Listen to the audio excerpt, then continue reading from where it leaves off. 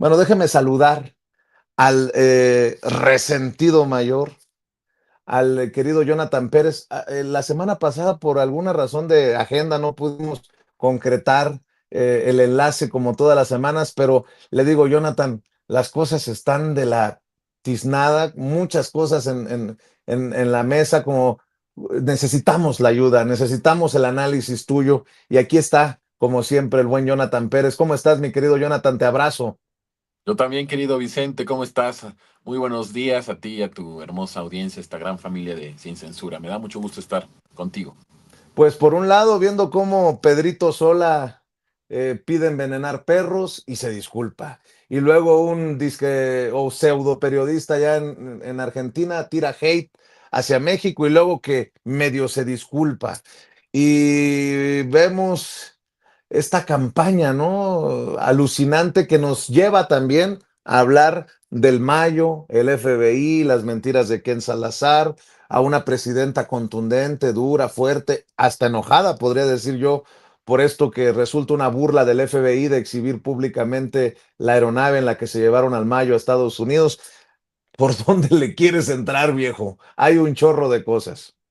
Oye, con respecto a lo de Pedro y el imbécil allá en Argentina, yo considero que, pues mira, son parte de estos síntomas de los medios hegemónicos, de su gran crisis, y que es una crisis de odio, ¿no? Yo he dicho que incluso hay que quitarle sus estatus de periodistas y de comunicadores, porque no informan, no hacen ningún bien a la sociedad, no colaboran con nada por el bienestar de los pueblos, de las sociedades que los escuchan y que los consumen. Por lo tanto, creo que son propagandistas de odio.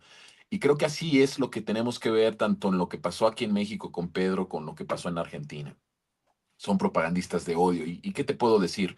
Es algo que venimos padeciendo aquí en México durante mucho tiempo. Y sé también por algunos mensajes que he intercambiado con colegas en Argentina, que incluso ellos son los primeros, ¿no? Las primeras víctimas de personajes como estos que están en los medios de comunicación, de tal forma que es un virus que está completamente ya esparcido por toda América Latina y tal vez en el mundo entero, lo que consideramos que es la prensa occidental, que es terrorista, que es violenta, que es impune con un gran poder, ¿no? Que los hace hacer, decir lo que ellos quieran sin consecuencias, de tal forma que hay que ubicarlos como eso, propagandistas de odio, propagandistas de mensajes que estigmatizan y que pueden hacerle mucho daño a la sociedad, que le hacen de hecho mucho daño a la sociedad, sea a los de Argentina o aquí en nuestro país. Entonces considero que es sintomático esto de que pasa en Argentina con lo que vivimos en México, con lo que venimos padeciendo en México. Nosotros venimos padeciendo en México campañas de estas desde que hubo una parte del país, Vicente, que quiso cambiar su realidad. En el momento en el que hubo una opción política, social, diferente a lo que había estado en 40 años en este país, empezó una estrategia de odio y una estrategia de guerra sucia y una estrategia eh, de estigmatizarnos, ¿no? Los primeros que hicieron la división fueron ellos cuando hablaban de que los nacos estábamos con López Obrador, cuando decían que los ignorantes estábamos con López Obrador, cuando dijeron que López Obrador era un peligro para México, cuando lo señalaban sin pruebas de que era un peligro para el país. Desde ahí, ¿y cuál fue el punto en que surge, no? ¿O cuál es el punto que hace explotar esto? Pues simplemente la necesidad de un pueblo que quería cambiar su realidad, solo eso. Y a partir de ahí vinieron un montón de campañas de odio que no cesan, que continúan. Desde aquel momento, te estoy hablando de hace, ¿qué te gusta? 20 años, un poquito más de 20 años, y a la fecha no han parado, porque si tú te das cuenta, todo lo que dicen, todo lo que construyen en sus medios es odio totalmente, ¿no? Yo veo a Joaquín López Dóriga, a Ciro Gómez Leiva, esta semana hablando de López Obrador, quejándose de lo mismo, diciendo que él es el culpable de la división, uniendo temas que nada tienen que ver con López Obrador y uniéndolos de manera forzada, pero con un odio muy, muy profundo. Bueno, este odio que tienen contra López Obrador es una proyección del odio que le tienen al pueblo que decidió cambiar la realidad, realidad que ahora tiene en este país que los excluye a ellos como parte de los privilegiados. Y es por eso que lo odian a él y es por eso que odian al pueblo. Odian a López Obrador porque él es el líder que elegimos para cambiar esta realidad y odian al pueblo porque es el beneficiario de este cambio. Y en este cambio ellos ya no son parte importante, ni son parte sustancial, ni están en el centro del presupuesto público, aunque siguen recibiendo presupuesto público, pero no en las medidas que lo recibían en el régimen anterior. Y creo que eso es parte de la explicación de por qué actúan como actúan. Por lo tanto, pues, ¿qué te puedo decir? Es algo que venimos padeciendo desde ya hace bastante tiempo en nuestro país, por lo menos desde hace 20 años, y que no cesan y que no van a parar, ¿no? Porque además no hay nada que los pare, no hay ninguna ley que los pare, y ellos pueden continuar haciéndolo de manera impune.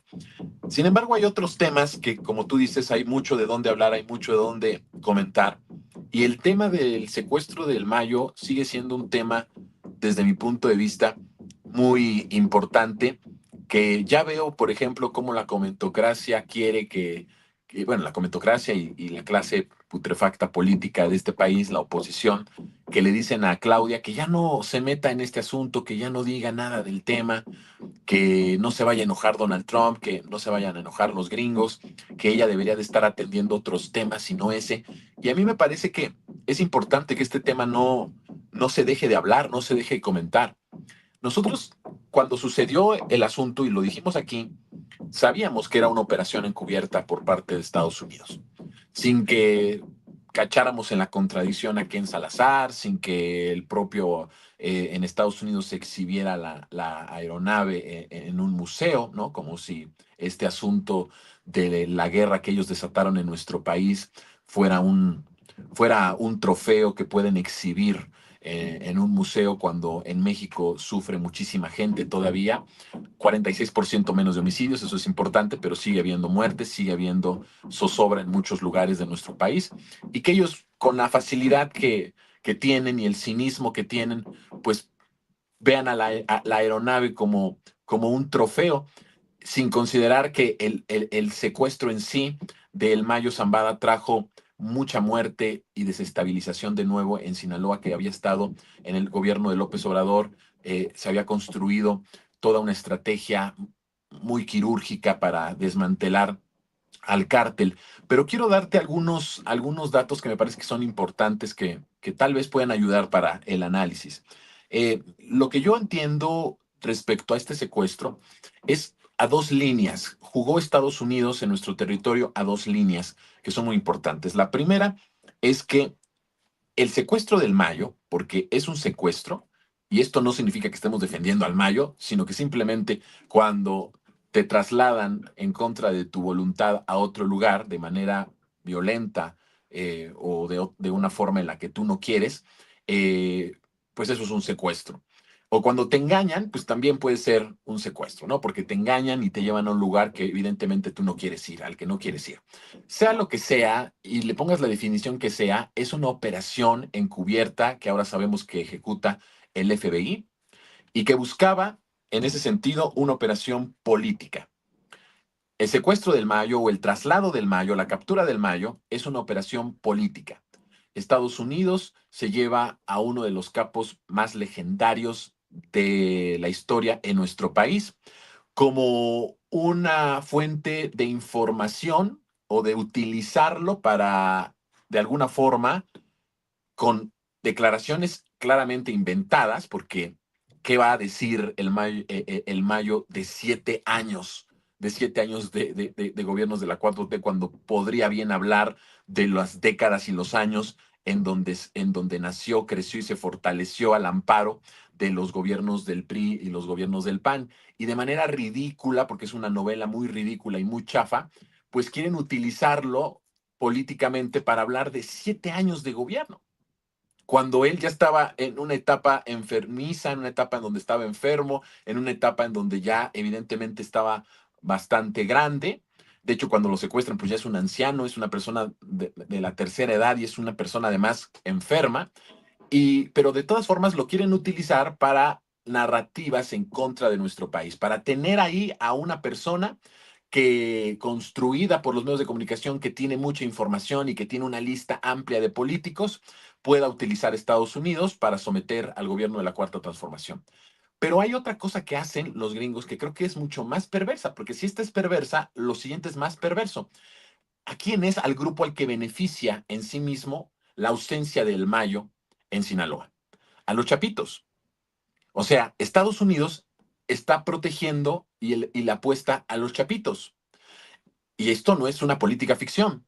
A ver, Ovidio es capturado por las autoridades mexicanas, posteriormente trasladado a Estados Unidos, y Estados Unidos, de ser un personaje terrorista, porque ellos así los están calificando a los narcotraficantes, de ser un terrorista temido, un terrorista que era importante que se capturara, cambia las medidas cautelares y lo convierte en un protegido colaborador en Estados Unidos. No solo eso, sino que protege a su familia, le da de alguna forma permisos legales para estar en Estados Unidos. ¿Y qué es lo que pasa en esencia en territorio? Que fortalece a los chapitos. Y te voy a dar algunos datos de los chapitos. Los chapitos fueron un grupo o es un grupo que en el caso de López Obrador, en el gobierno de López Obrador, fue muy atacado. También los mayos, pero los chapitos tenía ahí un punto importante López Obrador en contra de ellos porque a diferencia de los mayos, los chapitos son muy violentos, actúan de formas despiadadas en la forma en la que hacen la violencia, incluso muchas veces sin razón el uso de la violencia. De tal forma que para pacificar Sinaloa era importante ir desmantelando este grupo. Sí atacó a los mayos, pero por el poder de fuego que tenían los chapitos y la forma en la que ejercían la violencia, el gobierno de López Obrador se encargó de ir desmantelando a los chapitos. ¿Y quién es al grupo que Estados Unidos fortalece cuando se lleva al Mayo?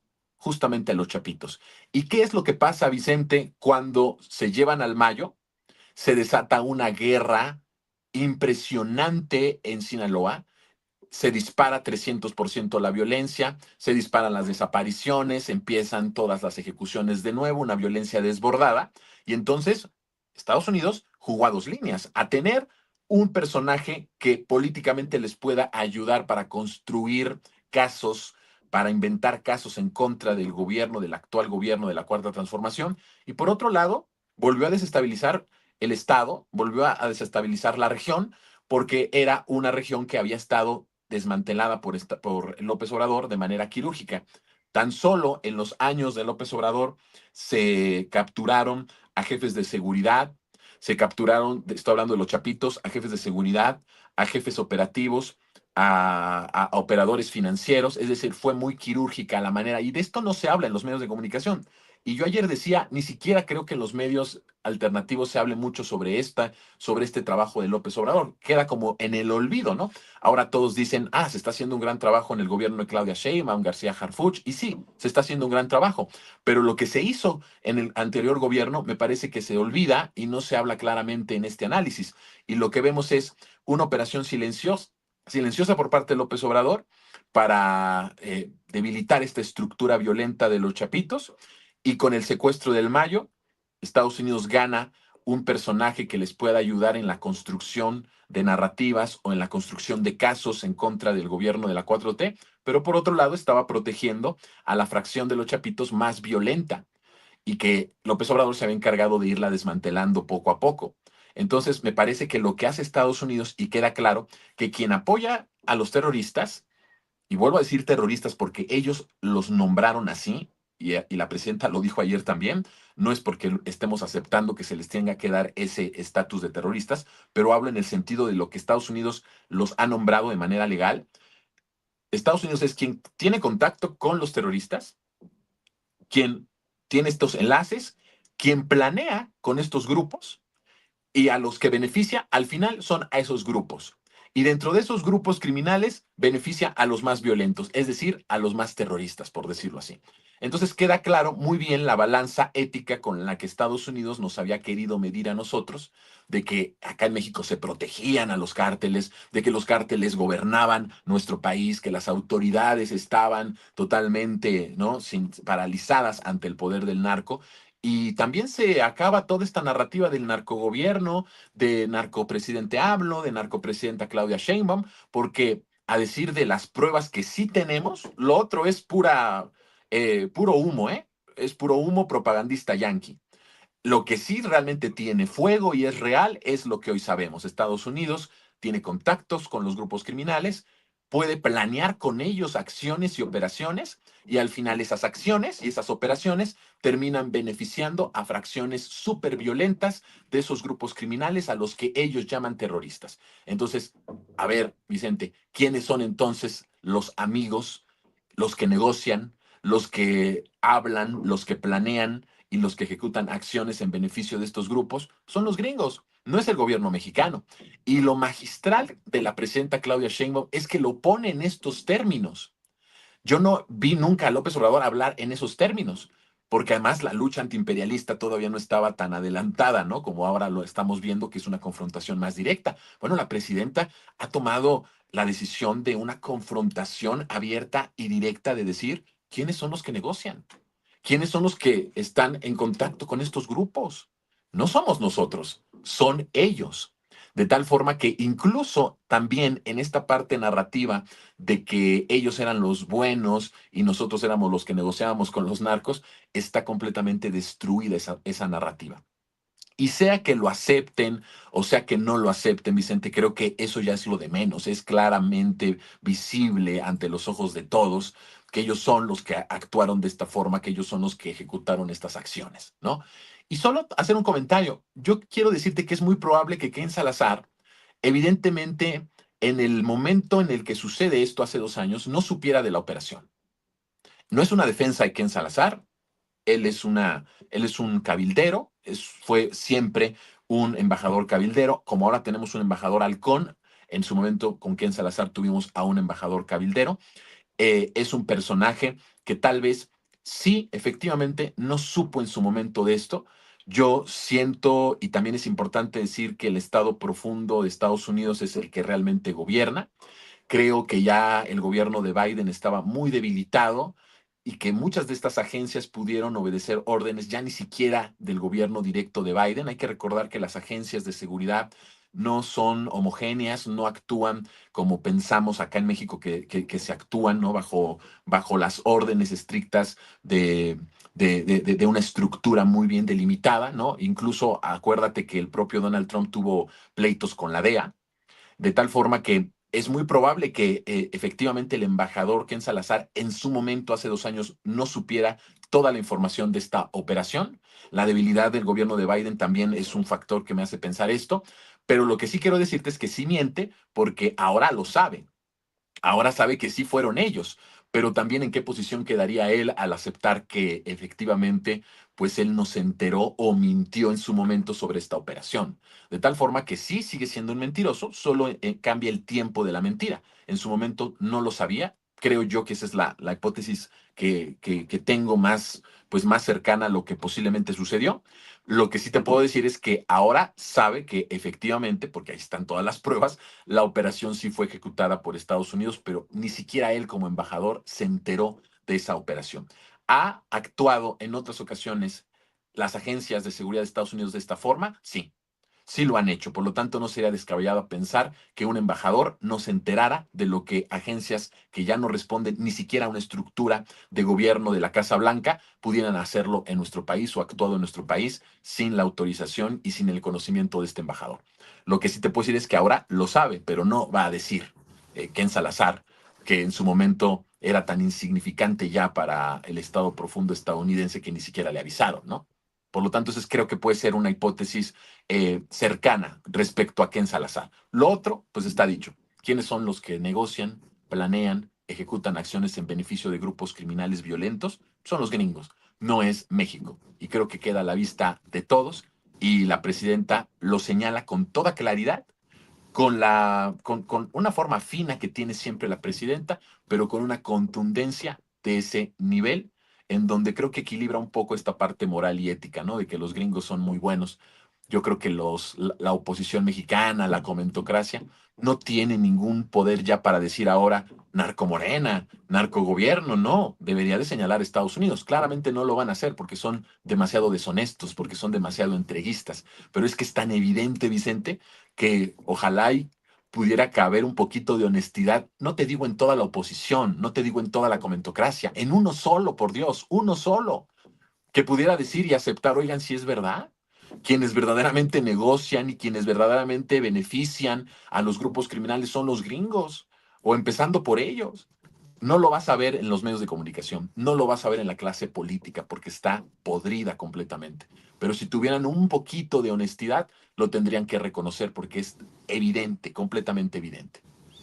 Y lo peor desde los medios de comunicación corporativos está por venir, ¿eh? Estoy viendo a Luis Cárdenas de MBS, la 4T defiende narcos, el gobierno defiende narcos, Carlos Loret de Mola, el gobierno escondió a Rochamoya porque ya venían por él los gringos, Raimundo Rivapalacio.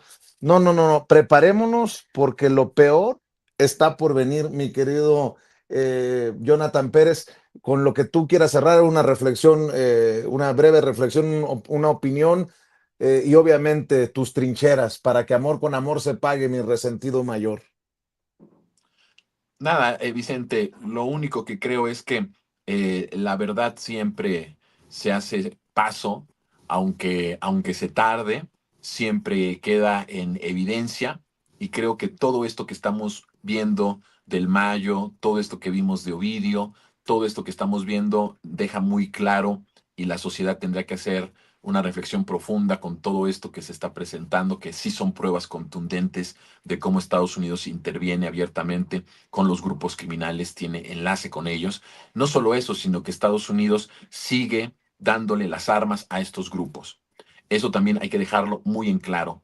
Es falso que Estados Unidos esté bajando los niveles de tráfico de armas de su territorio a nuestro país. Es totalmente falso, de toda falsedad. Hay pruebas contundentes de que han cambiado las rutas en donde se sigue dando las mismas cantidades de armas de antes de que ellos se comprometieran con la presidenta, con el gobierno mexicano, a asumir un papel mucho más activo en el tema de las armas. Por lo tanto, los patrocinadores del terrorismo, los patrocinadores de los narcos y de los grupos criminales son los gringos, no es el gobierno de la Cuarta Transformación, ni el sexenio del Obrador, ni ahora el gobierno de la presidenta Claudia Sheinbaum.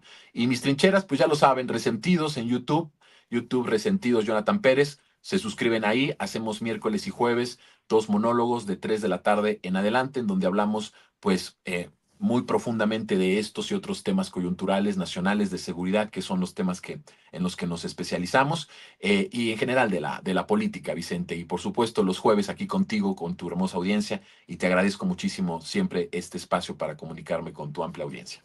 Y en los medios públicos, ahí está siempre dando la batalla también el querido Jonathan Pérez. En X, antes Twitter, usted ha visto aquí ya su cuenta para que lo siga también. Hay que apoyarnos, arroba Jonapolifonía. Es en Instagram. Ya X ya casi no lo Ah, en uso, Instagram. Vicente. Ese es en Instagram, sí. Y no te juzgo, y no te juzgo, porque pinche X se ha convertido en una selva. Pero bueno, ahí en Instagram me está dando la batalla el buen Jonathan Pérez. Te mando un abrazo y saludos ahí a la redacción de Revolución 3.0, querido Jonathan. Por cierto, que te debo de decir que nos hackearon ayer. Ahorita el portal de Revolución está caído. Nos quitaron toda la información y los archivos. Fue un ataque muy, muy feroz, muy fuerte, del que todavía no nos recuperamos. De hecho, ahorita no tenemos portal. Estamos trabajando solo en las redes sociales, la información que generamos. Entonces, bueno, pues para que tú veas más o menos, ¿no? El nivel también de hostigamiento de estos grupos. Porque, bueno, evidentemente, mm, de dónde vendría un ataque para atacar un medio independiente como nosotros, con la información que tenemos, pues sabemos de dónde viene este ataque. Evidentemente es muy difícil saber exactamente quiénes son, pero sí se utilizaron muchos recursos porque para entrar al servidor y vaciar el archivo de años, híjole, se necesita mucho poder y se necesita mucha estrategia para lograrlo y eso es lo que hicieron con Revolución. Por lo tanto, creo que todavía va a estar unos días fuera de circulación y es muy probable, por desgracia, que el archivo de todo lo que hemos documentado durante muchos años se haya perdido en este ataque, en este hackeo que hicieron a nuestro portal, Vicente. Y era algo que quería comentar a la audiencia de lo que está sucediendo. Por lo tanto, ahorita estamos fuera de circulación, aunque estamos solamente por las redes, ¿no? Lamentablemente. No se doblen. no están solos y en solidaridad, un abrazo. Y porque además no son los únicos, también quiero reiterar que nosotros estamos bajo ataque.